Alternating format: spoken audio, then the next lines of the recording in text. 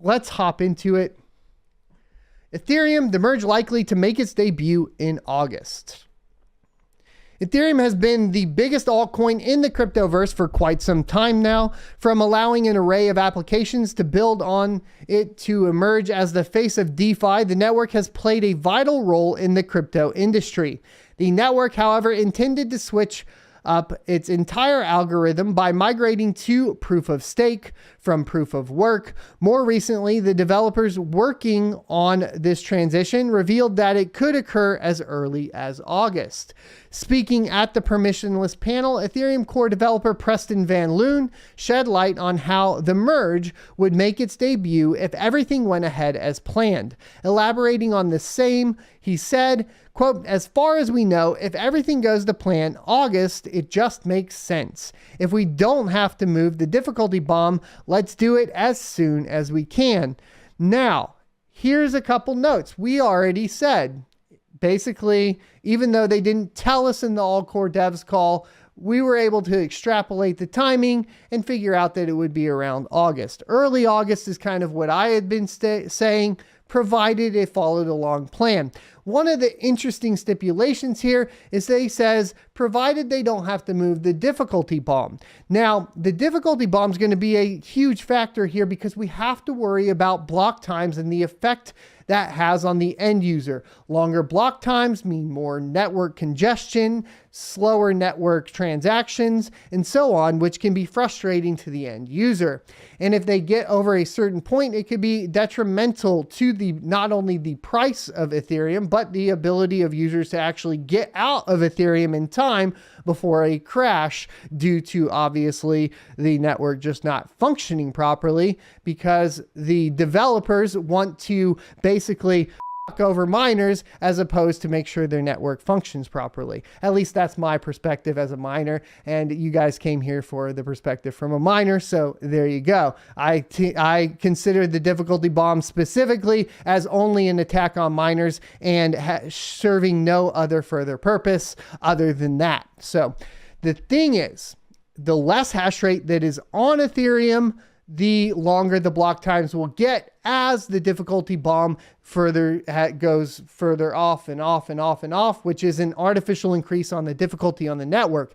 It's kind of a double-edged sword, to be clear, because what ends up happening is, because of the artificial difficulty increase, the revenue for the miners goes down. Once the revenue goes down to a point to where it is less profitable to mine Ethereum than to mine an alternative network, then you will have miners start to go off of the network. The breaking point for Ethereum here will be if it hits the point of going more profitable for Ethereum Classic or another ET hash coin, or ETC hash, which is modified for, of course, Ethereum Classic. Why is this? Because it does look like we have a majority of hash rate coming from ET hash ASICs. And the breaking point won't necessarily be when the GPU miners pop off the network, which appears to be a little bit of a minority on Ethereum right now, but it'll be when the ASICs have to shift to another network. There isn't really a ton of other networks that generate the kind of revenue, though, that Ethereum mining is. And so we're really going to have to sit around and play this out. But as people jump off of that, like I said, what that ends up interpreting into is longer block times. And that accelerates, obviously, exponentially as the difficulty accelerates on the network because miners drop off. It's a tricky position to be in. And I know that some other miners and cryptocurrency mining YouTubers have mentioned, Bitsby Trippin, for example, that they should just defuse the bomb so they can deploy it whenever they want. I, however, don't think that they would want to do that because it does appear that they want to stick it to the miners on their way out, and they don't want the potential of Ethereum having a split chain.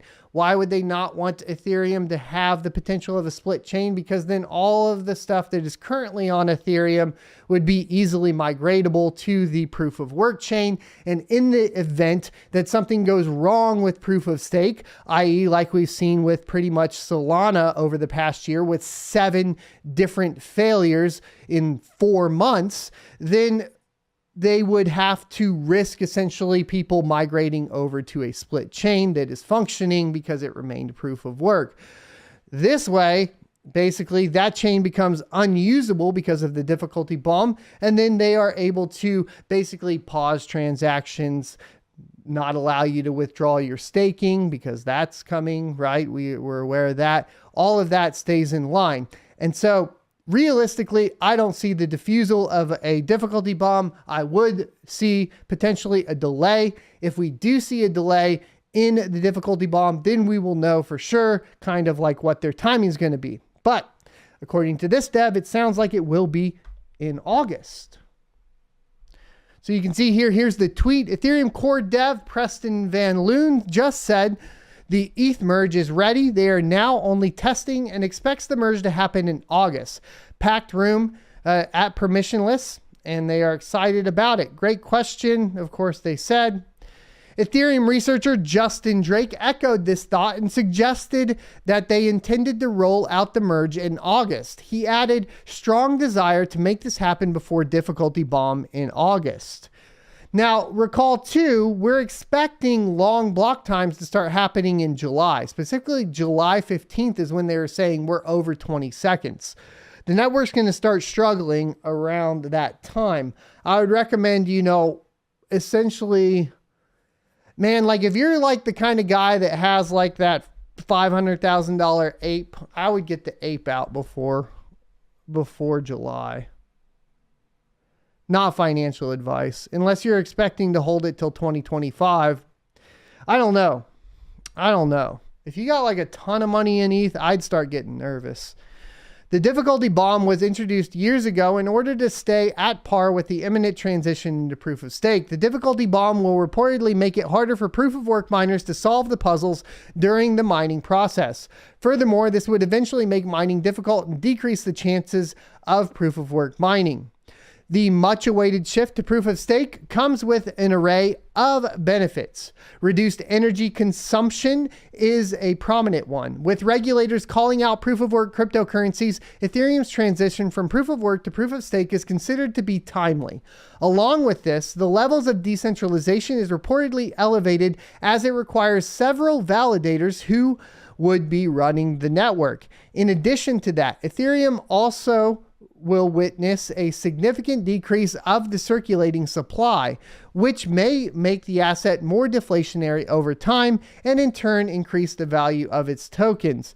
Now, that was said for EIP 1559 as well, and guess what? All we saw was, well, nothing. That did not increase the price of Ethereum. Best I can tell, it just impacted the users and the miners negatively. Miners more negatively than the users. This is not dissimilar from shifting your middle class and forcing them to be lower class to prepare for a communistic society. All right, well, look, tinfoil hat. We'll move on, all right? And I'm sure a lot of people will get mad about that one.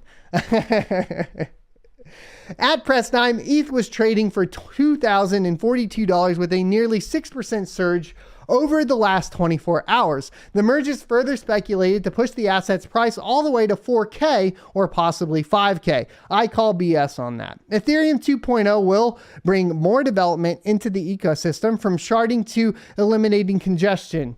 No, it will not. We have already read that they are not doing sharding in this manner, right? So get over it. That's not actually happening. The merge and moving to proof of stake will not bring these new features, and the general public needs to understand it. It is infuriating that we keep getting this pump up from something that they said they were going to do forever ago, that they've already said that it has nothing to do with this. God dang it, dude. ETH2 is considered to be revolutionary for the network, and newsflash, it's not happening. All right. Jeez Louise. I hope you enjoyed this clip from the Crypto Mining Morning Show every Monday through Friday, 7:45 a.m. Pacific and 10:45 a.m. Eastern Time. You can check out more clips here, or if you're interested in checking out the entire live show, you can check that out down here. Thanks for watching, and I'll see you next Tuesday.